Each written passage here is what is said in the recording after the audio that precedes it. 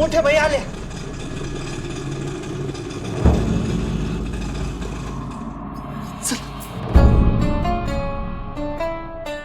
हा हे पैसे घ्या आणि निघा तुम्ही. चल आपण जाऊया. हा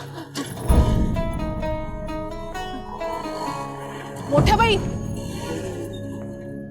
काय ग शकुंतले, हे बघ बाई आता काही बोलू नको. मी पटकन इंद्रायणीला आतमध्ये घेऊन जाते, तिला कीर्तनाचे कपडे घालते आणि पटकन घेऊन येते. कीर्तन सुरू करू. चल ऐका तरी. आपल्या इंदूचं कीर्तन रद्द झालं. काय? विठूच्या वाडीच्या लोकांना जरा सुद्धा कळ काढता येत नाही का? माणूस बाहेर गावी गेलाय, यायला थोडासा वेळ लागणार ना. अहो तुम्ही होतात कुठं? आणि तुमचा फोन कुठे? केव्हाच लावतोय आम्ही सगळे, लागतच नाहीये तो. अगं ती माझ्या फोनची बॅटरी संपली ना. तुम्ही त्यांना फोन लावला होता ना. हा अगं एकदा काय 10 वेळा फोन करत होते, पण एकच फोन लागायला तयार नाही.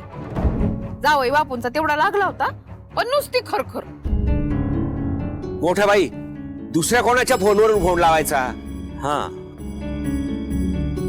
अहो आप्पा मी ते करणारच होते, पण माझी कंडिशन तशी बरी नव्हती ना. म्हणजे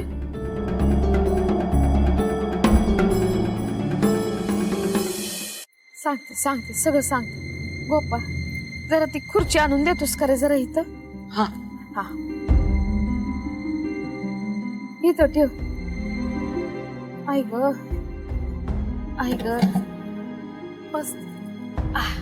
तुला काय झालं होतं? काही नाही रे बाळा, आता बरी आहे मी. त्याचं काय झालं शकुंतले, म्हणजे आजचा दिवसच खराब आहे बाई. मी इतकं तालुक्याच्या गावी गेले, पण एक काम नाही झालं. नुसतं जाणं आणि येणं. का? म्हणजे तुम्ही तर वेळेत गेला होतात. पण काही गोष्टी माणसाच्या हातात नसतात ना. मी लाख वेळेत जाईल, पण तिथे गेले आणि नुसतं गरगरायला लागलं, चक्करच यायला लागली मला. हो, मोठ्या बहिणी आज देवानीच वाचवलं. आम्ही कितीतरी वेळ मंदिरातच बसून होतो. बाई हिची खूप धावपळ झाली बर का इंद्रायणीची. इतकं केलं तिनं, म्हणजे तिला पण काही सुधरत नव्हतं. पण अशी पळत पळत गेली आणि पाण्याची बाटली घेऊन आली.